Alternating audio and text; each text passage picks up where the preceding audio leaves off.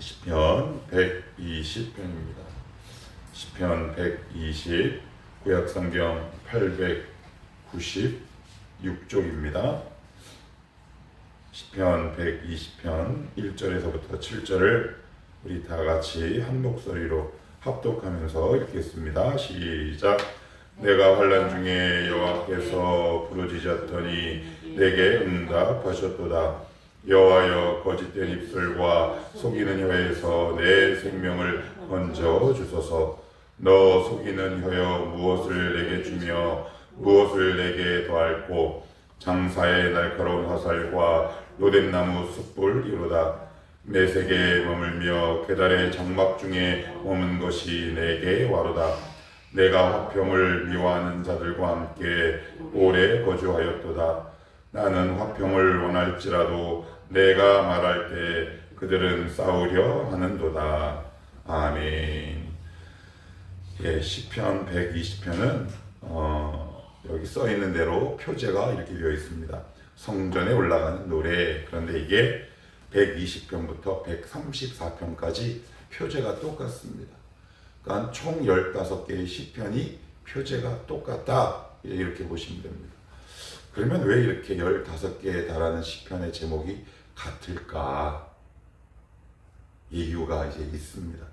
이제 시편 120편은 이제 별명이 하나 있는데 순례자의 노래라는 뜻이 있습니다.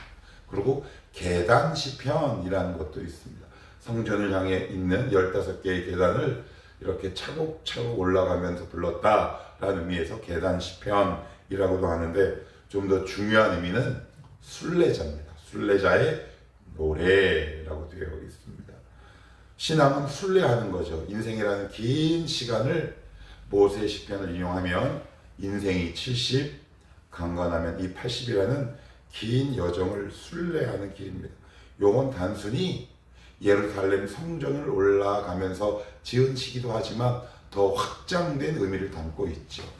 하나님께 가까이 나아갈 때 부르는 노래.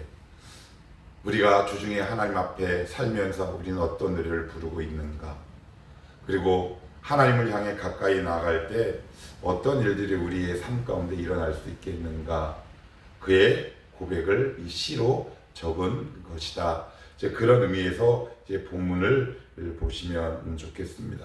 좀 더 쉽게 말씀드리면, 하나님과 친밀해지고 하나님과 가까이 나아가려고 할 때 우리 안에 어떤 일들이 생기고 어떤 일들이 발생하는가, 그것을 이 시인은 어떻게 극복하고 헤쳐나갔는가, 이제 우리의 삶과 견주어서 한번 말씀을 살펴보도록 하겠습니다.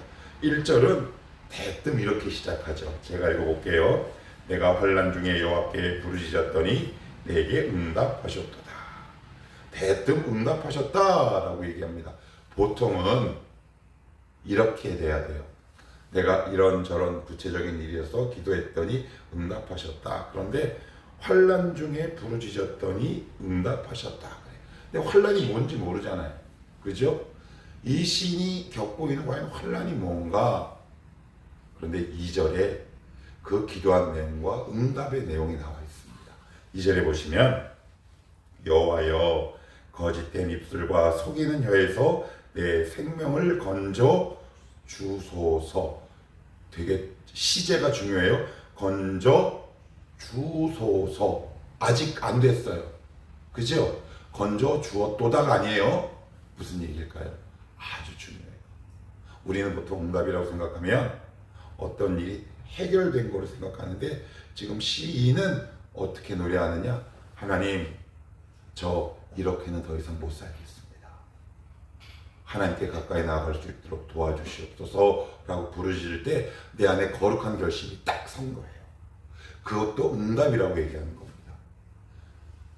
우리가 신앙생활 할 때 이런 응답들이 있단 말이에요. 하나님, 저 믿음으로 살게 도와주시옵소서. 이렇게 기도하는 것들을 하나님은 굉장히 신속하게 응답하신다는 사실입니다. 그래서 기도 중에 여러분 가운데 온 거룩한 결심과 결단을 흘려보내지 마셔야 돼요. 말씀을 들을 때나 아니면 내가 말씀을 읽을 때, 말씀을 볼 때 나를 스쳐 지나가는 이런 생각들을 곰곰이 잘 모아두셔야 해요. 어제도 제가 어떤 결정을 해야 될 일들이 있었어요. 하나님 이거 어떻게 하면 좋을까요? 제 마음은 이런데 하나님 무엇을 더 원하고 계십니까? 라고 제가 어제 말씀을 준비하면서 하나님 앞에 속으로 기도를 드렸어요. 근데 시간이 점점점 지나고 오늘 아침에 나와서 이렇게 기도하는 내내 제 마음의 기울기가 한쪽으로 이렇게 쏠려가더라고요. 진성아, 너 그거 네 욕심 아니야? 이런 생각이 기도 중에 문득 듭디다. 아, 그래. 하나님이 나에게 이렇게 원하시는구나. 제 마음에 거룩한 결심이 서게 하는 거예요. 이것도 가장 귀중한 응답 가운데 하나다. 그래서 여러분들이 어떤 기도 중에 거룩한 결심이 딱 서시거든 그 거룩한 결심과 결단을 흘려보내지 말고 그 결심이 열매 맺을 수 있도록 끝까지 지속하시라. 자, 그러면 이 시인이 당한 고난과 환난과 이 연단은 어떤 걸까? 아주 중요한 단서를 2절에서 제공하는데 2절 제가 다시 볼게요. 여호와여 거짓된 입술과 속이는 혀. 한마디로 얘기하면 뭡니까? 속이는 혀, 거짓된 입술, 거짓말이에요. 거짓말. 이 거짓말을 입으로 하고 듣는 사람은 무엇으로 듣습니까? 귀로 듣습니다. 이게 굉장히 중요합니다. 지금 시인은 어디 샀는지 정확히 모르지만 자기를 둘러싸고 있는 다양한 사람들 속에서 이렇게 얘기하고 있는 겁니다. 너 여호와께 간다고 해서 무슨 뾰족한 수가 있겠어? 우리가 현실 세계에서 겪는 고충이요 고민입니다. 다양한 정보들이 우리의 귀를 때립니다. 그래서 너무 괴로워하죠. 네가 예수 믿는다고 뾰족한 수가 있겠어? 아니면 너 기도한다고 해서 네 삶에 특별한 변화가 있겠어? 이런 모든 것들이 어디로 들어오나요?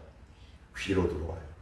이 사건이 어디서 벌어집니까? 처음 창세기 하와에서 벌어집니다. 고대 히브리인들은 귀와 눈과 귀를 하나의 연합된 기관으로 봅니다. 그래서 창세기 예를 들면 사단의 유혹을 어디로 받습니까?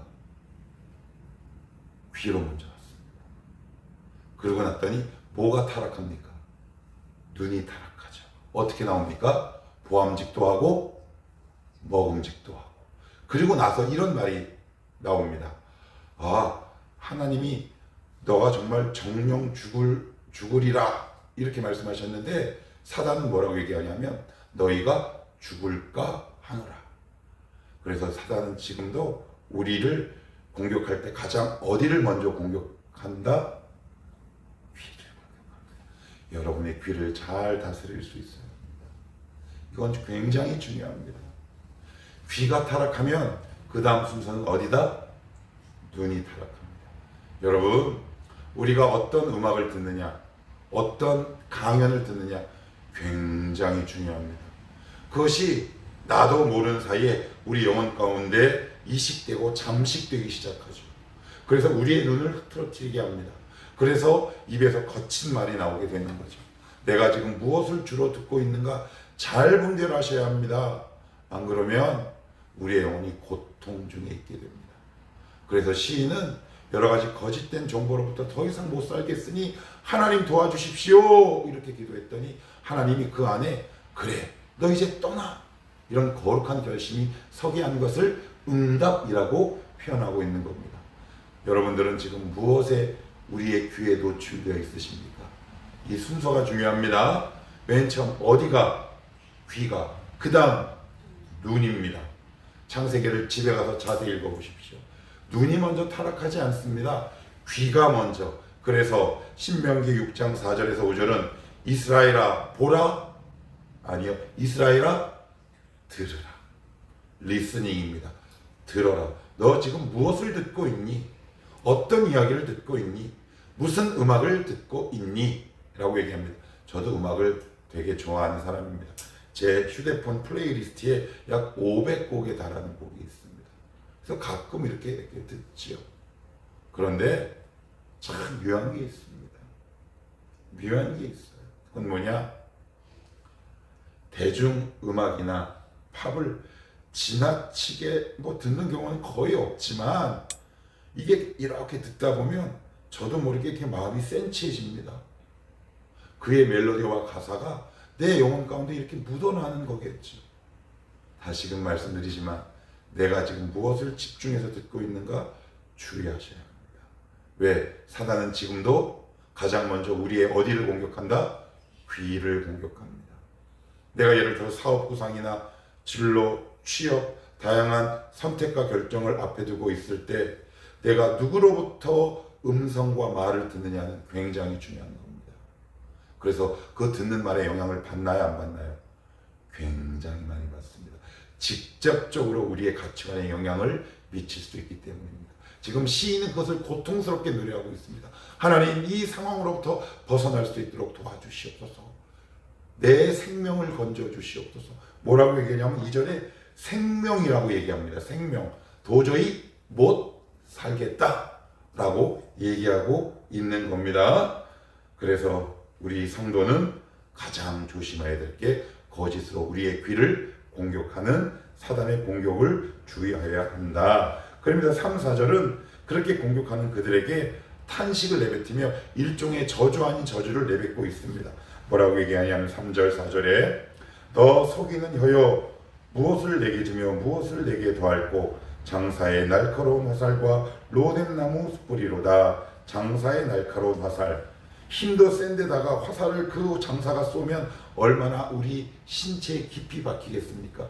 그가 당할 고통을 지금 시인은 미리 노래하고 있는 거죠. 우리 원수가 나중에 하나님 앞에 당할 그 고통을 지금 미리 예언하고 있는 겁니다.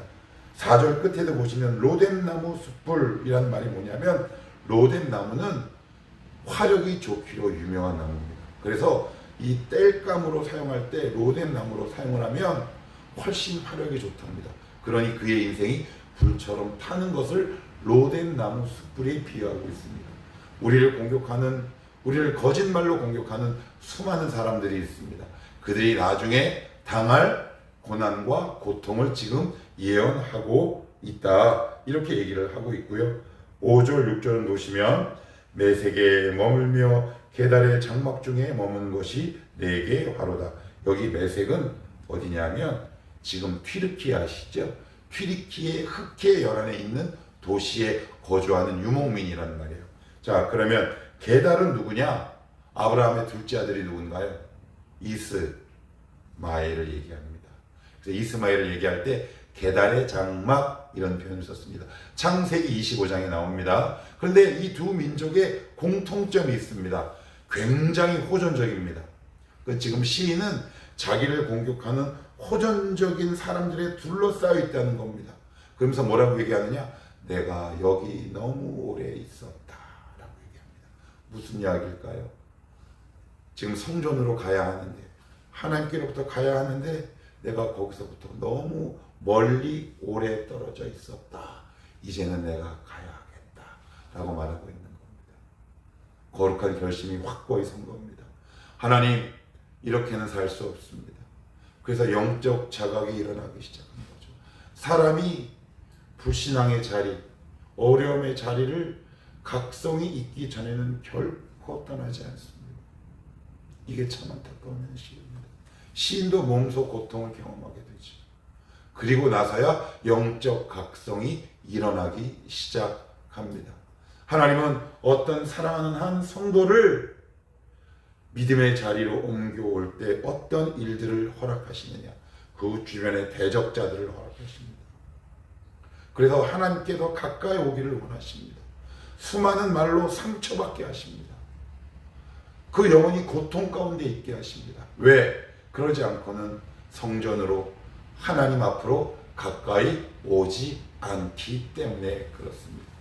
나는 지금 하나님 앞에 믿음에 서 있으려고 나름 몸부림치고 있음에도 불구하고 나를 둘러싼 주변 환경이 나의 귀와 마음을 어지럽히는 누군가의 공격이 있다면 이렇게 생각하시면 됩니다. 너 조금 더 가까이 올래? 나에게 조금 더 가까이 올래? 이 음성으로 들으시면 됩니다. 그런데 조금 미숙하거나 신앙이 조금 어리면 그 음성을 듣고 오히려 세상으로 확 나가버리죠. 하나님의 뜻과 반대되는 겁니다. 지금 시인은 그 자기를 공격하는 다양한 거짓 혀와 자기를 아프게 하는 그 거짓된 입술을 통해 무엇을 자각하고 있다? 내가 이제 하나님께 가까이 나아갈 때다. 나아갈 때다. 그래서 기도했더니 하나님이 그 안에 어떤 마음을 주셨어요? 거룩한 결심이 서게 하셨다라고 지금 노래하고 있는 거예요. 그러면서 6절은 이렇게 얘기합니다. 내가 화평을 미워하는 자들과 함께 오래 거주하였다. 이게 무슨 얘기입니까? 이제는 하나님을 향해 가까이 나아갈 때가 됐다. 자꾸 찌른다는 말이에요. 자꾸 찔러요. 막 여러모로 막 자꾸 찌릅니다. 그 이야기는 무슨 이야기예요? 하나님께 가까이 나아갈 때가 됐다라고 하나님이 사인 주시는 겁니다. 그거 알아차리셔야 합니다. 그래야 고생하지 않습니다. 그래야 몸이 고생하지 않습니다. 그래야 영혼이 평안함을 상실하지 않습니다. 꼭 기억하시길 바랍니다. 그러면서 7절 이렇게 마지막 노래합니다. 나는 화평을 원할지라도 내가 말할 때 그들은 싸우려 하는도다. 주님은 마태복음에서 이렇게 말씀하시죠. 돼지에게 진주를 주지 마라. 이게 무슨 이야기인가요? 그들은 보석을 알아보지 못한다. 아무리 그들을 말로 설득하려 해도, 아무리 내가 선한 말을 내뱉더라도 그들은 귓등으로 듣지도 않는다. 지금 그 얘기하고 있는 겁니다. 원래 이 땅의 삶이 그렇습니다. 이상한 것이 아닙니다. 원래 그들은 진리에 대해서 영적 감각, 신적 인식이 없는 거죠. 이런 거룩함에 대한 영적 각성은 예수 안에서만 가능합니다. 그들을 이상하게 보지 마십시오. 불쌍히 여기십시오. 그들은 원래 그런 자들입니다. 그러다가 험한 곳에 떨어지게 되지. 두려워하셔야 하고 불쌍히 여기셔야 합니다. 이상한 것이 아니다. 이상한 것이 아닙니다. 내 직장 상사가 그럴 수 있고 직장 동료가 그럴 수 있다. 내가 아무리 좋은 말로 그들과 대화하려고 해도 그들은 그 가치를 땅에 떨어뜨려 버리는 거죠. 왜요? 가치를 모르기 때문에. 그러나 그것이 전혀 별난 거다 아니면 전혀 이상하지 않다? 이상하지 않습니다. 전혀 이상하지 않습니다. 그럴 때는 어떻게 하시라? 시인처럼 얘기하는 겁니다. 하나님, 저를 제 생명을 건지소서. 더 주님 앞에 가까이 나아가게 하옵소서. 그래서 순례자의 노래입니다. 우리는 긴 인생이라는 이 여정을 주님과 함께 떠나가지요. 거기서 다양한 거짓회에 속을 수도 있습니다. 그럴 때 우리의 귀를 닫고 주님의 말씀을 기울이며 어려운 말과 날카로운 말이 나를 찌르면 찌를수록 더 주님께 한 걸음 더. 오늘 우리가 부른 찬송 중에 이런 가사가 있습니다. 천성을 향해 가는 성도들아, 앞길의 장애를 두려워 말라. 너 가는 길을 누가 비웃거든 확실한 증거를 보여주어라. 너 가는 길을 모두 가기 전에 내 손에 든 검을 꽂지 말아라. 오늘도 이 가사 내용처럼 하나님이 오늘도 우리의 삶을 우리가 부르짖을 때 안식처, 피난처로 인도하시고 우리를 보호하실 겁니다. 오늘도 여러분들이 걸어가는 이 믿음의 길을 중단 없이 계속 걸어가시기를 주님의 이름으로 축복합니다. 기도하고